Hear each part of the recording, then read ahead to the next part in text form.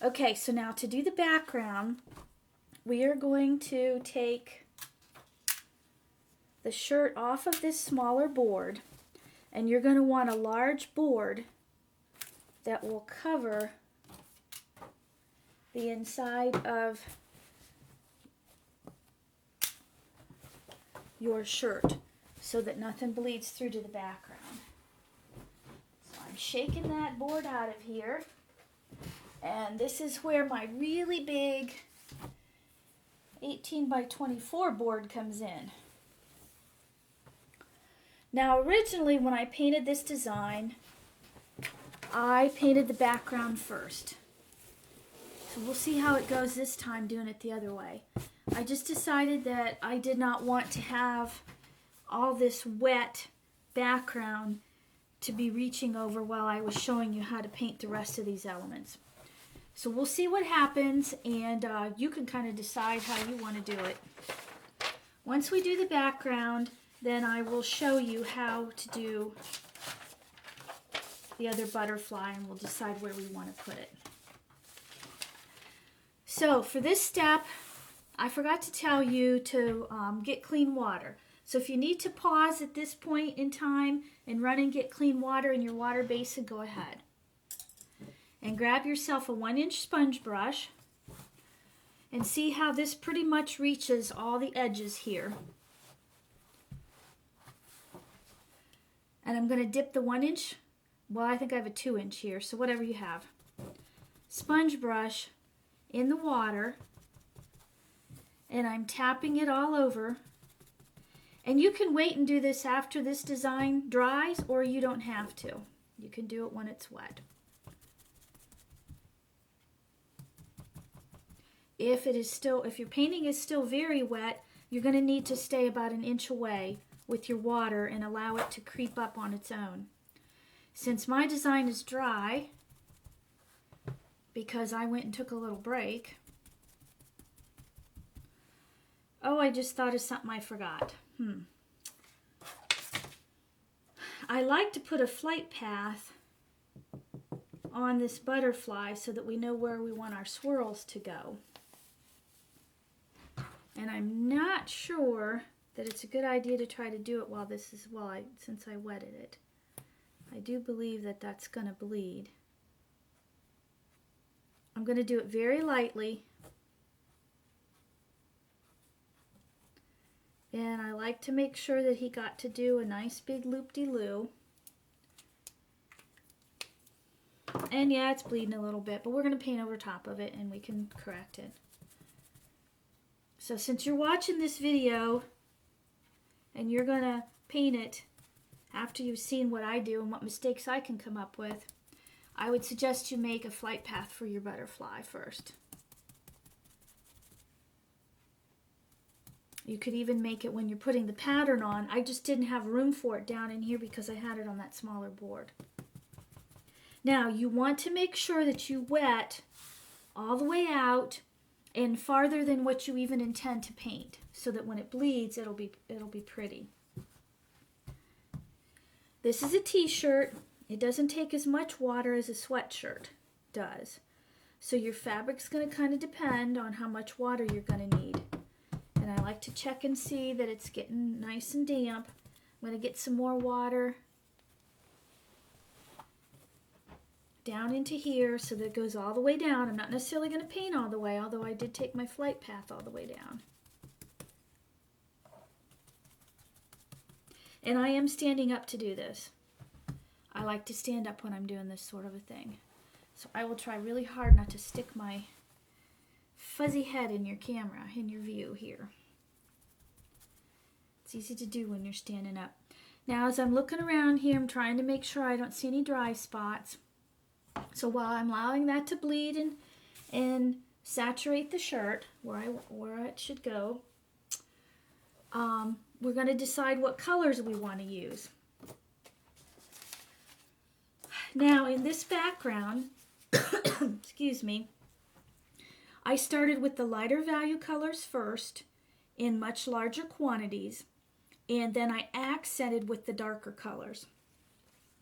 So we used dark rose, bright coral, ocean blue, Christmas green, and lavender in the background according to my directions. I also added a little bit of luminous gold. And let's just throw in, luminous gold is a soft gold, and I think we'll throw in this bright gold as well. And why not some glimmer? Glimmer's always good in everything. In case we want it, we'll have the glimmer. So we will set the darker colors of paint aside that we used earlier. And these are the colors that we're going to need. Okay, so you go ahead and you get your shirt wet. And I need to go in the other room and get my palette because it's in there soaking from the paint that was on it. And if you need to do that too, clean all the old paint off of your palette and come back and we'll get ready to paint.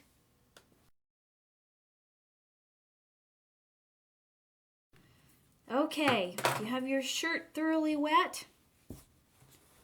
Good. Pull it down here a little bit. We're mostly going to be painting in this area. And take your palette and turn it lengthwise and put your paints on in this order. Dark rose, bright coral, ocean blue, Christmas green, lavender, and luminous gold. You want to leave room to work into your paint down into here with your brush. We're going to be using the size 8 Scharf or whatever 3/4 inch white nylon brush that you have. It's important to have this brush, and I'll show you in a minute because that's how I get the swirls that I have.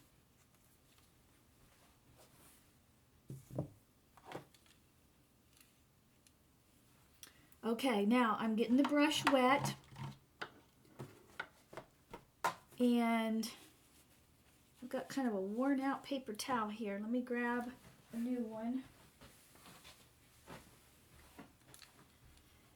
And the brush is wet. I want it to be, I touch it a little bit so that it takes a little of the water out. I want it to be 50% wet, which is very wet, but I don't want the water dripping off of it. I'm going to go into the bottom of this dark rose, and I'm pressing and working the paint very well into my bristles. And then I will move my palette off to the side. I'm starting with each color on the flight path. I hold the brush straight up and down. This is a calligraphy stroke. You want it perpendicular to your fabric, and I will move my hand, but I will never twist the brush or twist my hand. And that way it'll give me narrow marks. And now do you see it sweeping and creating those wonderful brush strokes? This is what we're looking for. This is going to bleed a lot, and it's going to stay wet for a very long time. So you're going to want to come back and check it. You can do other things and see how it's going. And you can strengthen these if you need to. Okay, and then I like to put some up here over the antennae. And I like to swirl some, say down alongside the flower. I had a wrinkle there in my fabric, and so it caught. That will bleed out quite a bit, but if it bothers you, take another damp brush, straighten out your fabric, and scribble it a little bit and help it to dry out, bleed out. Now, wherever you touch your brush, it can be darker. So you want to think about that. I'm running out of paint a little bit, so I'm going to grab a little bit more. I think that I want things to come off of my collar. So again, perpendicular. And I'm going to smooth this out. I'm getting caught on that wrinkle there.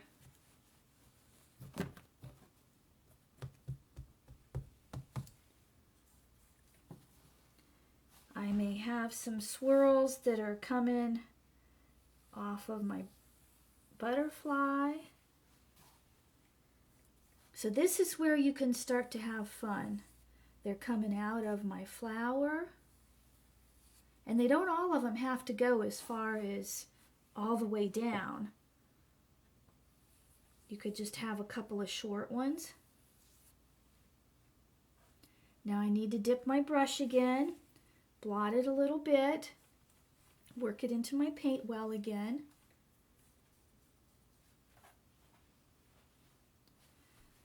And I'm going to coax this down a bit here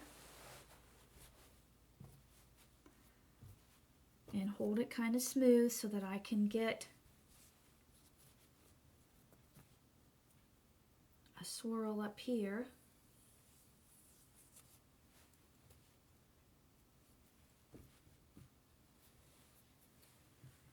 And maybe I'll have another swirl come down and around, and it doesn't hurt even if you want to paint right over your painting. You could come and you could follow this a little bit more right on top of it.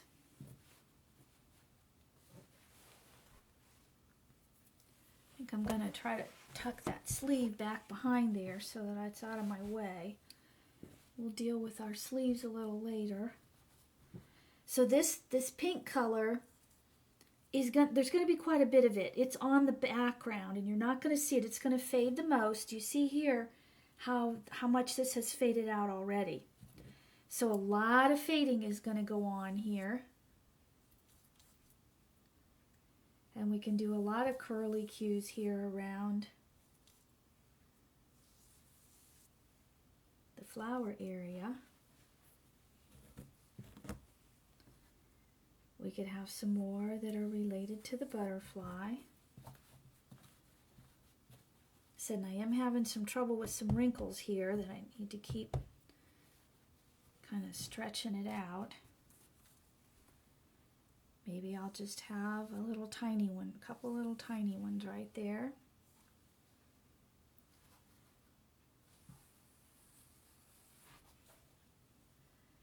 Now I could use some more going on down here, so maybe I'll start from there.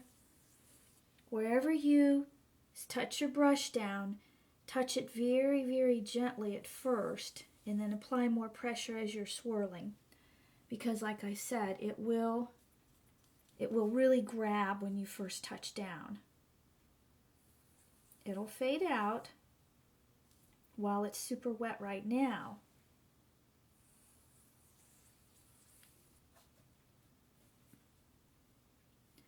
Okay, it looks to me like we've got quite a bit of pink going on, and we can add more later. You want to let some of your white background or your light value background show through. You don't want to totally obliterate it. Now I've cleaned my brush, I'm blotting it, and I am working into the bright coral next. Remember, we're smushing and we're getting the full load all the way across our bristles. Lots of nice juicy wet, 50% wet paint. And we're going to come back here again and we're going to go beside this one, but we're going to create the same stroke to begin with. And we may want to come down in here and create some strokes. Have one coming off of there. And you just want to play with this. Let's bring this down a little bit here and pull another one off of our neck. Oh, we forgot our antennae. Let's go up a little farther this time, coming out from our antennae. So we've got some swirls there. Wet my brush again a little bit. Reload. Let's get some swirls up here on this shoulder. You can either start with your brush this way and keep it that way the whole time, or turn your brush either this way or this way.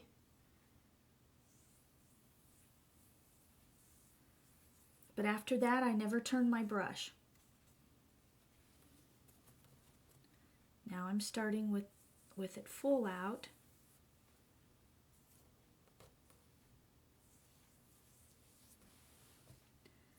And we want to get lots of nice bright coral swirls in some of the same general areas where we have the dark rose ones. Let's have some that are coming off of and alongside of the butterfly.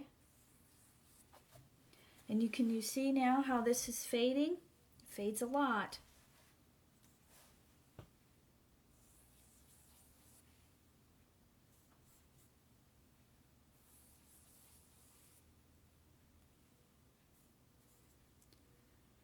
And then basically as I do each color that's a little bit darker than the last one, I don't use as much, I don't do as many swirls. Okay, let's move on to the ocean. So now we're going to be moving from warm. We were putting warm colors on. So you're going to notice quite a difference now when we switch into these. This next we're going into cools.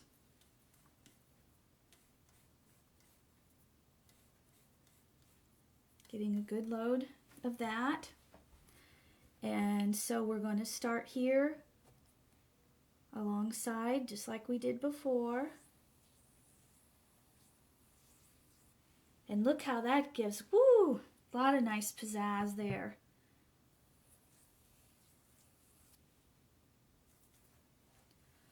We could make this one, since it's one of the colors that we used in our stem, we could do this one over top of and right along our stem. We can get some of them coming off up here. It's all a matter of what your personal preferences are when we get to this point. Like I said, be careful not to totally lose the light color background.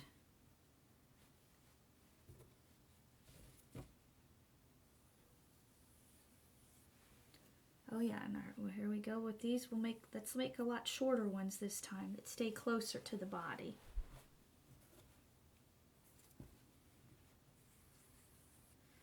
Okay, so you play with those colors for now, and then we will add the green and the lavender.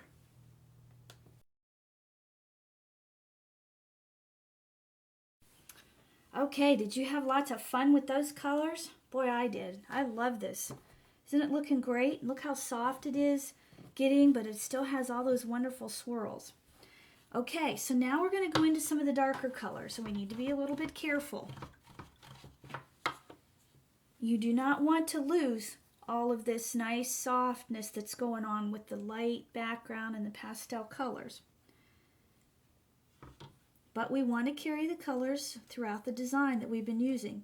It's one of the reasons we do not use the dioxazine purple in this background. Okay. Whew. I'm even getting a little bit scared about the green. Look how dark this looks on the palette compared to the other colors. So I'm kind of working it out a little farther, making sure I don't have too much. We're going to do the same thing. We're going to start here.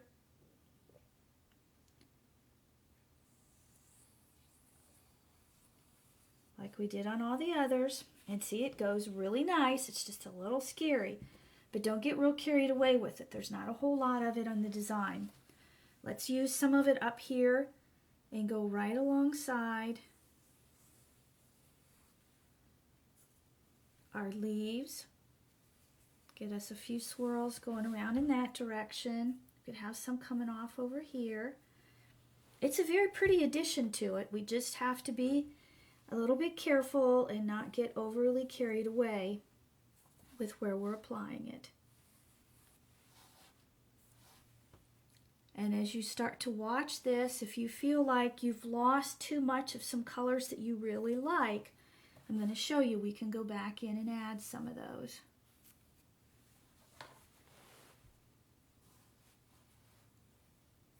So we've got some greens here, here, and up in here and over here. Let's get a little bit right in here, and that's probably all we're going to do. Like I said, we don't want to get too carried away. We don't want it to overtake what we've got going on with our pastels. Okay. Clean my brush. And I'm going to grab some lavender. And even though lavender is really a pastel color, it shows up fairly deep on this background. Okay, so here is our lavender flight pattern. And some lavender coming off over here where the flower is.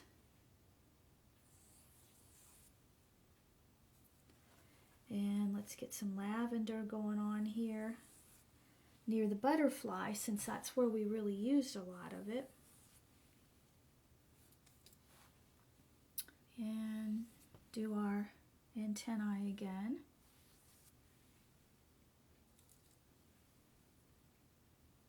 And some lavender swirls here and there.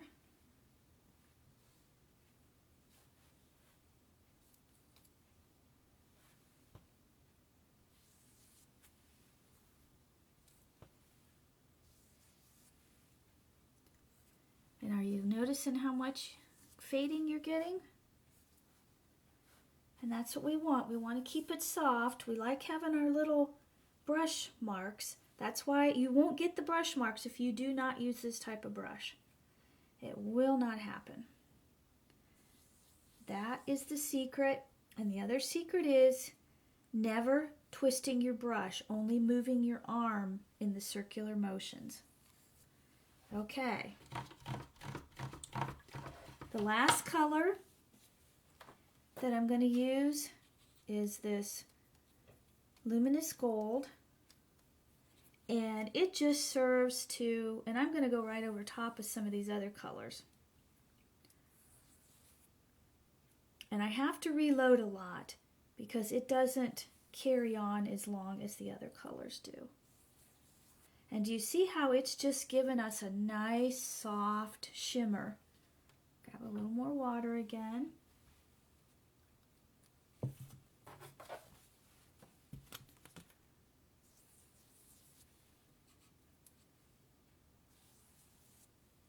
And that's all this is for. Anywhere that you would like to add just this little bit of shimmer to your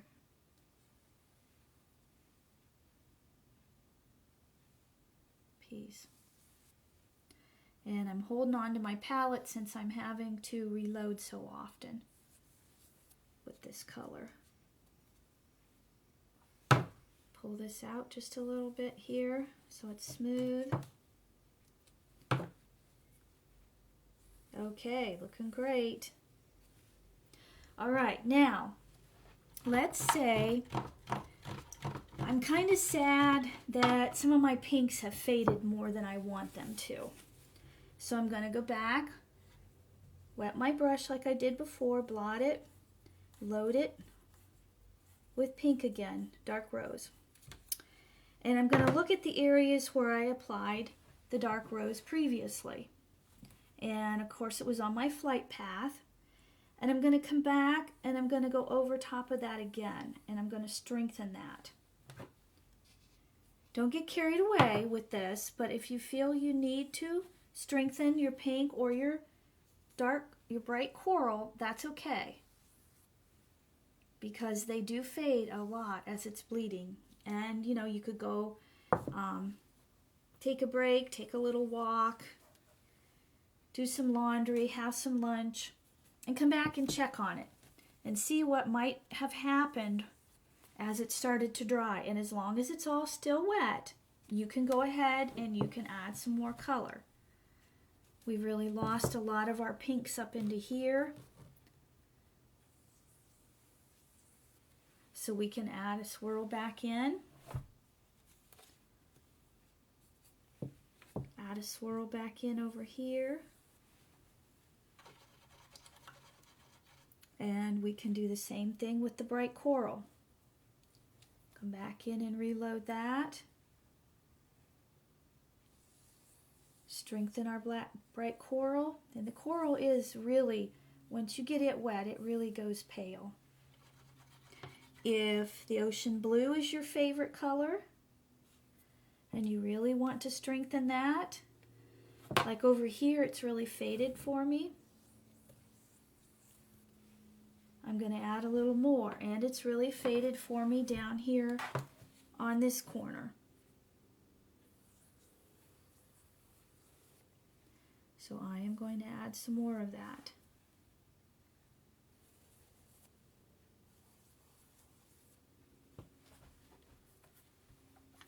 Okay, so what I want you to do now is take your time, have some fun, and get your background all painted in.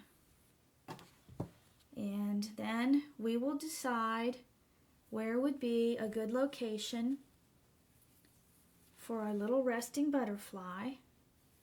And we will paint that, and we will add some background around it as well once it's painted. Okay, I've strengthened my ocean blue just about everywhere because it has faded a lot, and I do like that color.